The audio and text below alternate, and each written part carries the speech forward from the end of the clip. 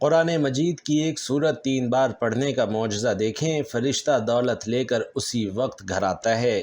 بسم اللہ الرحمن الرحیم۔ محترم ناظرین، آج ہم طرح طرح کی پریشانیوں میں گرفتار ہیں۔ نجی پریشانی، گھریلو پریشانی، سماجی پریشانی، معاشرتی پریشانی، اس قسم کی سینکڑوں دنیاوی پریشانیوں کا شکار ہیں۔ جیسے لگتا ہے زندگی پریشانیوں کا مجموعہ ہے اور ہم اللہ کی طرف سے خاص مہربانی اور نصرت اور امداد سے محروم ہو گئے ہیں۔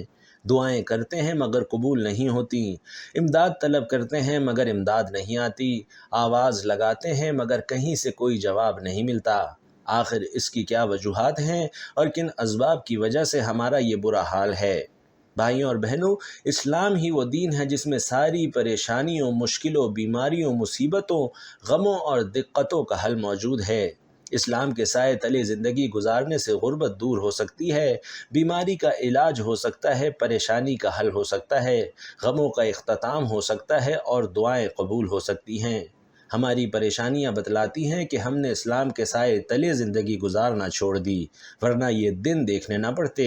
ایک مومن کا اس بات پر ایمان ہونا چاہیے کہ ہمارا اصل مددگار صرف اور صرف اللہ وحدہ لا شریک ہے، اس کے علاوہ کوئی مددگار نہیں، جیسا کہ خود کلام رب اس کی گواہی دیتا ہے کہ مدد تو اللہ ہی کی طرف سے ہے جو غالب اور حکمتوں والا ہے۔ ناظرین، رسول علیہ الصلاۃ والسلام نے فرمایا، بے شک اللہ کی مدد صبر کے ساتھ ہوتی ہے۔ اللہ رب العزت نے ارشاد فرمایا کہ اے ایمان والو، اگر تم اللہ کے دین کی مدد کرو گے تو وہ تمہاری مدد کرے گا اور تمہیں ثابت قدمی عطا کرے گا۔ ناظرین، حق و باطل کے دونوں راستے ہر دور میں انسان کے سامنے رہے اور اللہ تعالیٰ نے انسان کی نجات اور تباہی کا معیار اسی بات کو بنایا۔ ہر انسان کو اللہ نے صحیح فطرت پر پیدا فرمایا اور پھر حق و باطل میں سے جو راستہ بھی یہ انسان اختیار کرنا چاہے، اللہ تعالیٰ نے انسان کو اس کا اختیار دے دیا۔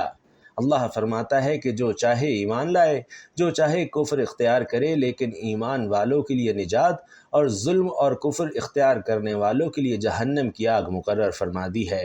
ناظرین کرام، نماز عشاء کے بعد جو یہ تسبیح پڑھتا ہے، 1000 حاجتیں پوری ہوتی ہیں۔ یہ تسبیح اللہ کو بہت پسند ہے۔ محترم ناظرین، اگر آپ اللہ کی ذات پر بھروسہ کرتے ہوئے یہ وظیفہ اور تسبیح پڑھیں گے تو انشاءاللہ آپ کے گھر کا بچہ بچہ ارب و پتی بن جائے گا اور آپ کو اللہ تعالیٰ وہاں سے رزق عطا کرے گا کہ آپ کے وہم و گمان میں بھی نہیں ہوگا۔ اللہ تعالیٰ پر توکل یعنی بھروسہ کرنا انبیاء کرام علیہم الصلاۃ والسلام کے طریقہ کے ساتھ اللہ تعالیٰ کا حکم بھی ہے۔ قرآن و حدیث میں توکل علی اللہ کا بار بار حکم دیا گیا ہے۔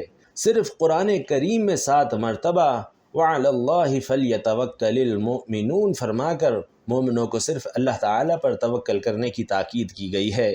یعنی حکم خداوندی ہے کہ اللہ پر ایمان لانے والوں کو صرف اللہ ہی کی ذات پر بھروسہ کرنا چاہیے۔ آئیے سب سے قبل توکل کے معنی سمجھیں۔ توکل کا لفظی معنی کسی معاملے میں کسی ذات پر مکمل اعتماد کرنا ہے، یعنی اپنی عاجزی کا اظہار اور دوسرے پر اعتماد اور بھروسہ کرنا توکل کہلاتا ہے۔ اس یقین کے ساتھ اسباب اختیار کرنا کہ دنیاوی اور اخروی تمام معاملات میں نفع اور نقصان کے مالک صرف اور صرف اللہ تعالیٰ کی ذات ہے۔ اس کے حکم کے بغیر کوئی پتا درخت سے ہل نہیں سکتا۔ ہر چھوٹی بڑی چیز اپنے وجود اور بقا کے لیے اللہ کی محتاج ہے۔ غرض یہ کہ خالق کائنات کی ذات باری پر مکمل اعتماد کر کے دنیاوی اسباب اختیار کرنا توکل علی اللہ ہے۔ اگر کوئی شخص بیمار ہو جائے تو اسے مرض سے شفا یابی کے لیے دوا کا استعمال تو کرنا چاہیے، لیکن اس یقین کے ساتھ کہ جب تک اللہ شفا نہیں دے گا دوا بھی اثر نہیں کر سکتی۔ یعنی دنیاوی اسباب کو اختیار کرنا توکل کے خلاف نہیں، بلکہ اللہ کا نظام یہی ہے کہ بندہ دنیاوی اسباب اختیار کر کے کام کی انجام دہی کے لیے اللہ کی ذات پر پورا بھروسہ کرے۔ یعنی یہ یقین رکھے کہ جب تک حکم خداوندی نہیں ہوگا اسباب اختیار کرنے کے باوجود شفا نہیں مل سکتی۔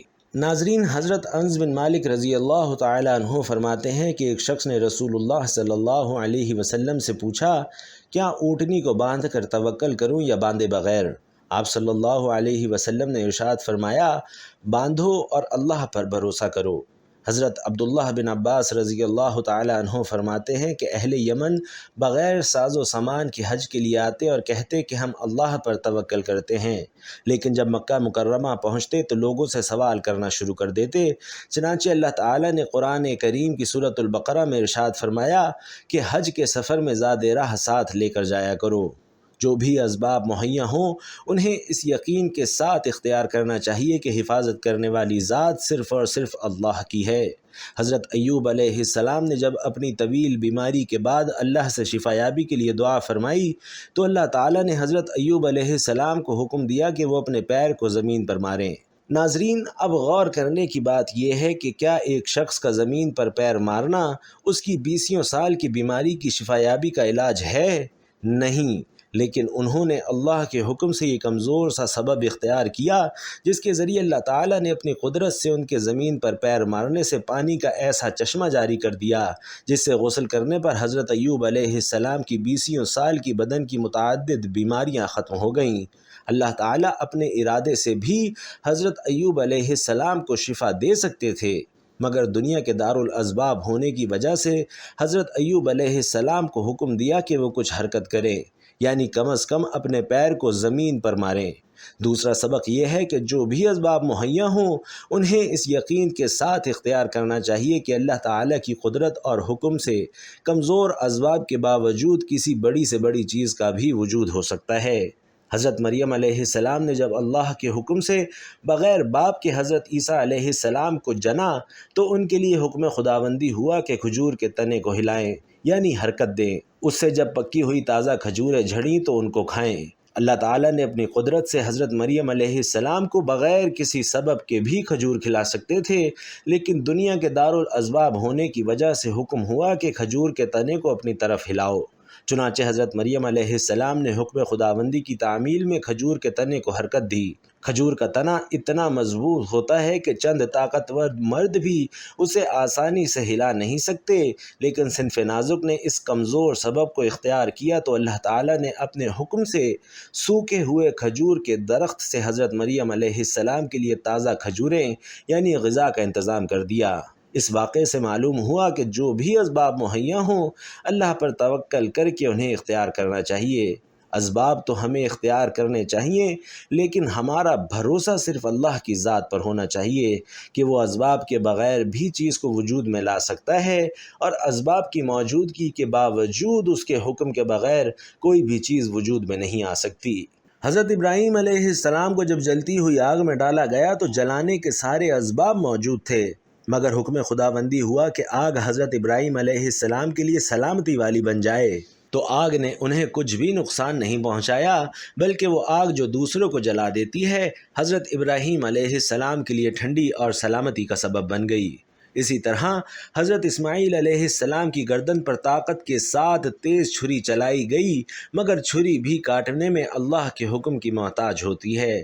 اللہ نے اس چھری کو حضرت ابراہیم علیہ السلام کی گردن کو نہ کاٹنے کا حکم دیا، لہٰذا کاٹنے کے اسباب کی موجودگی کے باوجود چھری حضرت اسماعیل علیہ السلام کی گردن نہ کاٹ سکی۔ ناظرین، ہمیں بھی ہر حال میں اللہ پر توکل کرنا چاہیے کہ بے شک ہم محنت کریں گے اور اللہ تعالیٰ اس کا صلہ ضرور دے گا۔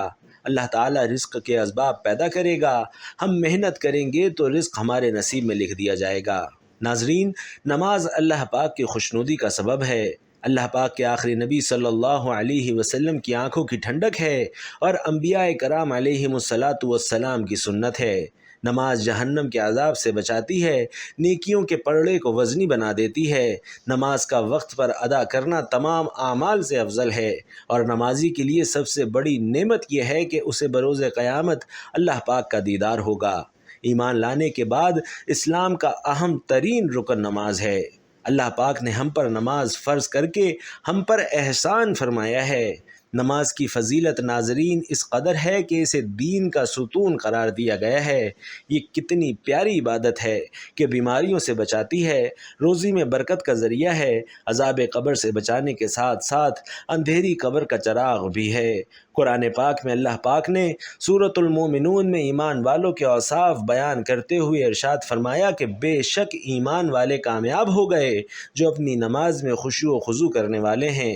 نماز عذاب سے بچاتی ہے، قیامت کی دھوپ میں سایہ ہے، پل صراط کے لیے آسانی ہے، جنت کی کنجی ہے، جہنم کے عذاب سے بچاتی ہے، اس سے رحمت نازل ہوتی ہے، اللہ پاک بروز قیامت نمازی سے راضی ہوگا۔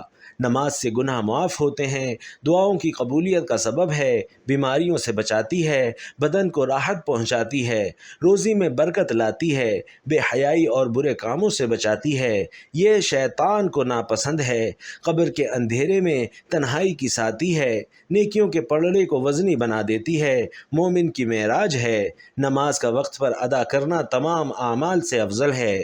نماز دین کے قوانین میں سے ایک قانون ہے، پروردگار کی رضا اور خوشنودی نماز میں ہے، نماز انبیاء کا راستہ ہے، نمازی محبوب ملائکہ ہے، نماز ہدایت ایمان اور نور ہے، نماز روزی میں برکت، بدن کی راحت، شیطان کی ناپسندی اور کفار کے مقابلے میں اسلحہ ہے، نماز دعا کی اجابت اور اعمال کی قبولیت کا ذریعہ ہے، نماز نمازی اور ملک الموت کے درمیان شفاعت کرنے والی ہے، نماز قبر میں انسان کی مونس، اس کا بستر اور منکر نکیر کا جواب ہے، نماز قیامت کے دن نمازی کے سر کا تاج، چہرے کا نور، بدن کا لباس اور آتش جہنم کے مقابلے میں سپر ہے، نماز پل صراط کا پروانہ، جنت کی کنجی، حوروں کا مہر اور جنت کی قیمت ہے۔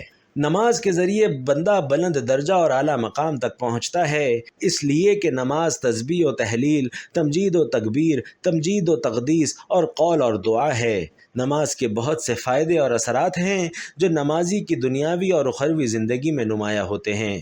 ان میں سے بعض کی طرف اشارہ کیا جا رہا ہے۔ گناہوں سے دوری کا ذریعہ ہے۔ انسان ہمیشہ ایسی قوی اور طاقتور چیز کی تلاش میں رہتا ہے جو اس کو قبیح اور برے کاموں سے روک سکے، تاکہ ایسی زندگی گزار سکے جو گناہوں کی زنجیر سے آزاد ہو۔ قرآن کی نگاہ میں وہ قوی اور طاقتور چیز نماز ہے۔ ارشاد باری تعالیٰ ہے کہ بے شک نماز گناہوں اور برائیوں سے روکتی ہے۔ ناظرین، اس آیت کی روشنی میں نماز وہ طاقتور اور قوی شے ہے جو انسان کے تعادل اور توازن کو حفظ کرتی ہے اور اس کو برائیوں اور گناہوں سے روکتی ہے۔ چنانچہ انسان جائز الخطا ہے اور کبھی کبھی چاہتے ہوئے نہ چاہتے ہوئے گناہ کا مرتکب ہو جاتا ہے، اور ہر گناہ انسان کے دل پر ایک تاریک اثر چھوڑ جاتا ہے جو نیک کام کے انجام دینے کی رغبت اور شوق کو کم اور گناہ کرنے کی طرف رغبت اور میل کو زیادہ کرتے ہیں۔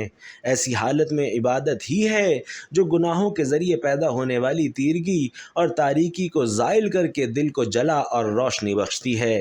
انہی عبادتوں میں سے سر فہرست نماز ہے۔ خداوند عالم فرماتا ہے کہ نماز قائم کرو کہ بے شک نیکیاں گناہوں کو نیست و نابود کر دیتی ہیں۔ بے شک نماز گزشتہ گناہوں کی ایک عملی توبہ ہے، اور پروردگار اس آیت میں گناہ گاروں کو یہ امید دلا رہا ہے کہ نیک اعمال اور نماز کے ذریعے تمہارے گناہ نابود ہو سکتے ہیں۔ شیطان، جو کہ انسان کا دیرینہ دشمن ہے اور جس نے بنی آدم کو ہر ممکنہ راستے سے بہکانے اور گمراہ کرنے کی قسم کھا رکھی ہے، مختلف راستوں، ہیلوں اور بہانوں سے انسان کو صراط مستقیم سے منحرف کرنے کی کوشش کرتا رہتا ہے، مگر کچھ چیزیں ایسی ہیں جو اس کی تمام چال بازیوں پر پانی پھیر دیتی ہے، اور ناظرین محترم، نماز انہی میں سے ایک چیز ہے۔ رسول اکرم صلی اللہ علیہ وسلم فرماتے ہیں کہ جب تک اولاد آدم نمازوں کی پابندی اور توجہ کے ساتھ نیک کام انجام دیتی رہے گی اور توجہ کے ساتھ انجام دیتی رہے گی، اس وقت تک شیطان اس سے خوف زدہ رہتا ہے، لیکن جیسے ان کو ترک کرتی ہے تو شیطان اس پر غالب ہو جاتا ہے اور اس کو گناہوں کے گڑھے میں دھکیل دیتا ہے۔ سب نمازوں کی حفاظت کیا کرو، اور بالخصوص درمیانی نماز کی، اور اللہ کے حضور سراپا نماز ہر عاقل و بالغ ادب و نیاز بن کر قیام کیا کرو۔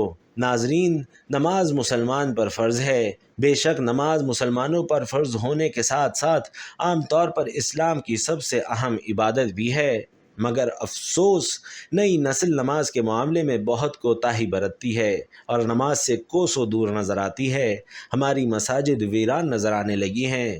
ہمیں چاہیے کہ خود تو نماز کی پابندی کریں ہی، ساتھ میں اپنی نسل کو بھی نماز کا پابند بنائیں۔ اللہ پاک ہم سب کو نماز کی پابندی اور 5 وقتہ نماز باجماعت ادا کرنے کی توفیق عطا فرمائے۔ آمین یا رب العالمین۔ بھائیوں اور بہنوں، آج جو تسبیح میں آپ سے شیئر کروں گا، جو کہ آپ نے نماز عشاء کے بعد پڑھنی ہے، نماز عشاء کو پڑھنے کے فائدے جانیں تاکہ ہر مسلمان اس نماز کو پورے دل سے پڑھے۔ نماز عشاء کے بعد جو یہ تسبیح پڑھتا ہے اللہ پاک اس کی 1000 حاجتیں پوری کر دیتا ہے، کیونکہ یہ تسبیح اللہ کو بہت پسند ہے۔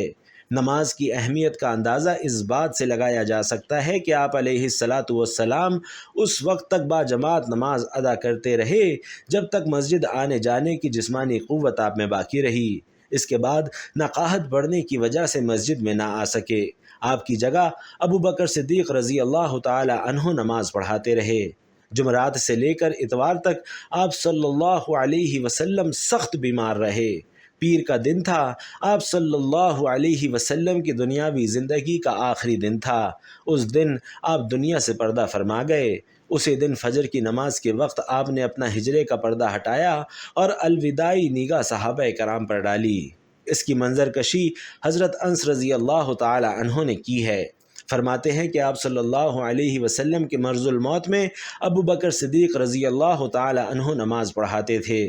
پیر کے دن جب لوگ نماز میں صف باندھے کھڑے تھے تو آپ صلی اللہ علیہ وسلم ہجرے کا پردہ ہٹا کر کھڑے ہوئے، ہماری طرف دیکھ رہے تھے۔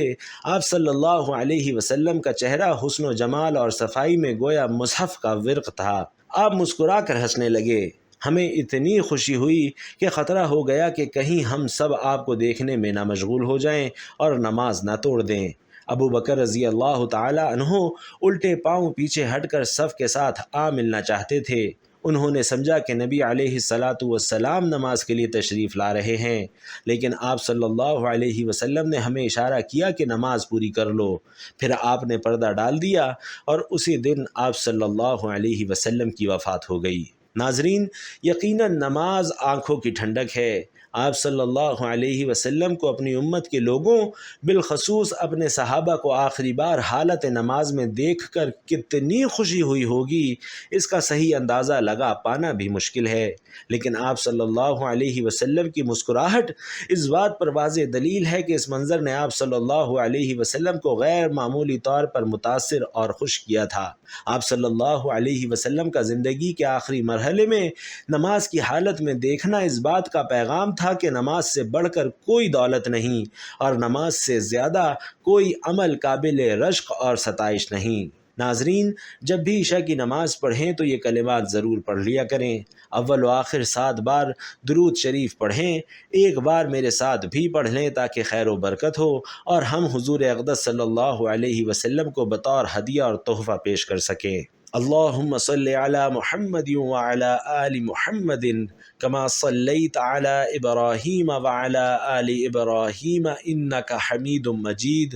اللہم بارک علی محمد وعلی آل محمد کما بارکت علی ابراہیم وعلی آل ابراہیم انک حمید مجید۔ درود و سلام اللہ تعالیٰ کی ان بابرکت نعمتوں میں سے ہے جو اپنے دامن میں بے پناہ فیوز و برکات سمیٹے ہوئے ہیں۔ ناظرین، یہ ایسی لازوال دولت ہے کہ جسے مل جائے اس کے دین و دنیا سنور جاتے ہیں۔ درود و سلام محبوب خدا صلی اللہ علیہ وسلم کی تعریف، اللہ تعالیٰ کی رحمت کا خزانہ، گناہوں کا کفارہ، بلندی درجات کا زینہ، قرب خداوندی کا آئینہ اور خیر و برکت کا سفینہ ہے۔ مجلس کی زینت، تنگ دستی کا علاج، جنت میں لے جانے والا عمل، دل کی طہارت، بلاؤں کا تریاق، روح کی مسرت، روحانی پریشانیوں کا علاج، غربت و افلاس کا حل، دوزخ سے نجات کا ذریعہ اور شفاعت کی کنجی ہے۔ احادیث مبارکہ میں درود و سلام کے بے شمار فضائل و برکات کا ذکر ملتا ہے، جن میں سے چند ایک یہ ہیں کہ درود و سلام قرب مصطفیٰ صلی اللہ علیہ وسلم کا ذریعہ ہے۔ حضور نبی کریم صلی اللہ علیہ وسلم کی ذات گرامی سے والہانہ عقیدت اور محبت ہمارے ایمان کا حصہ ہے، اس کے بغیر ایمان کی تکمیل نہیں ہو سکتی۔ درود و سلام پڑھنا محبت رسول صلی اللہ علیہ وسلم کی دلیل ہے۔ کثرت سے درود و سلام پڑھنے والے کو بروز قیامت قرب رسول صلی اللہ علیہ وسلم کی نعمت سے فیضیاب کیا جائے گا۔ حضرت عبداللہ بن مسعود رضی اللہ تعالی عنہ فرماتے ہیں کہ آقائے دو جہاں صلی اللہ علیہ وسلم نے فرمایا کہ قیامت کے روز لوگوں میں میرے سب سے زیادہ قریب وہ ہوگا جو اس دنیا میں کثرت سے مجھ پر درود بھیجتا ہے۔ ناظرین، درود و سلام روحانی اور جسمانی پاکیزگی کا باعث ہے۔ درود و سلام وہ پاکیزہ عمل ہے جو انسان کے تن اور من کو ہر قسم کی آلائشوں، کثافتوں اور آلودگیوں سے پاک و صاف کر دیتا ہے۔ حضرت ابو ہریرہ رضی اللہ تعالی عنہ سے مروی ہے کہ حضور صلی اللہ علیہ وسلم نے فرمایا، مجھ پر درود پڑھا کرو، بلا شبہ مجھ پر تمہارا درود پڑھنا تمہارے لیے روحانی اور جسمانی پاکیزگی کا باعث ہے۔ درود و سلام کی سب سے بڑی فضیلت اور خصوصیت یہ ہے کہ کثرت سے درود و سلام پڑھنے والے کو خواب یا حالت بیداری میں حضور نبی کریم صلی اللہ علیہ وسلم کی زیارت نصیب ہو جاتی ہے۔ حضور نبی کریم صلی اللہ علیہ وسلم کی زیارت سبحان اللہ بہت بڑی سعادت ہے جو ہر ایک کو میسر نہیں آتی، بلکہ خال خال ہی کسی کو نصیب ہوتی ہے۔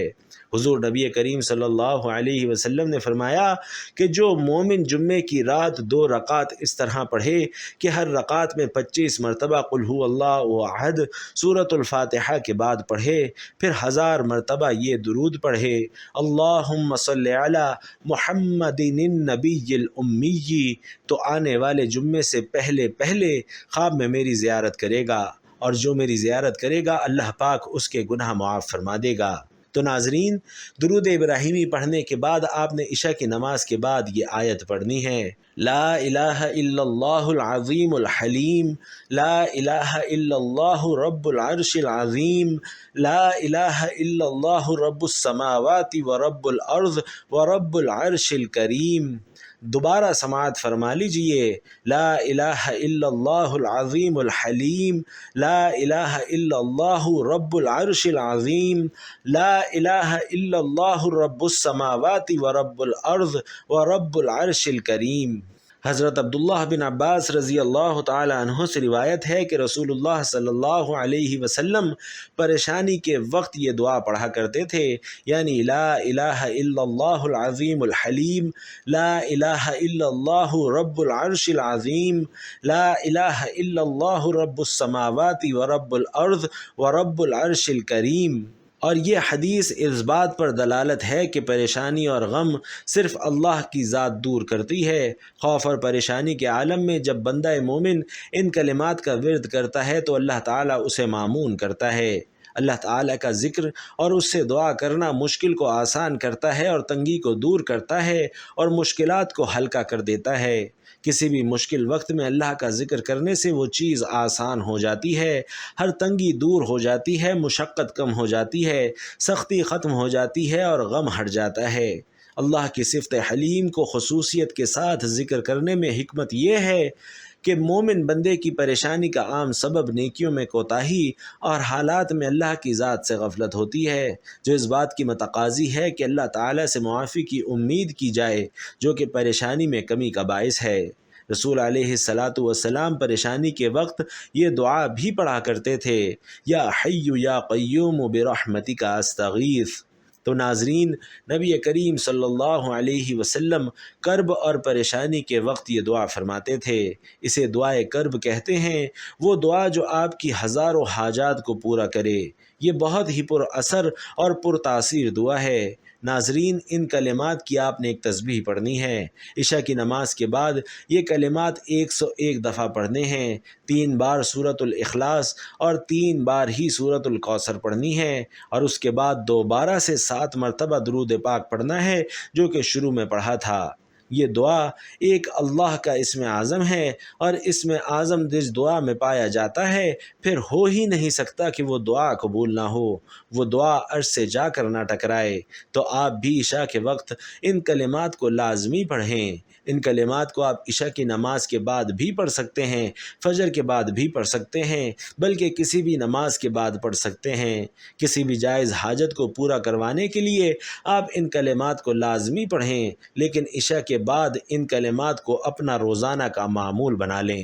دعا ہے کہ اللہ تعالیٰ میرا سنانا اور آپ کا سننا اپنی پاک بارگاہ میں قبول و منظور فرمائے، آمین یا رب العالمین۔ ناظرین، گزارش ہے کہ اللہ تعالیٰ کے 99 ناموں میں سے کوئی بھی ایک نام لکھ کر کمنٹ باکس میں ضرور شیئر کر دیں۔ اللہ پاک ہم سب کا حامی و ناصر ہو، آمین۔ السلام علیکم ورحمۃ اللہ۔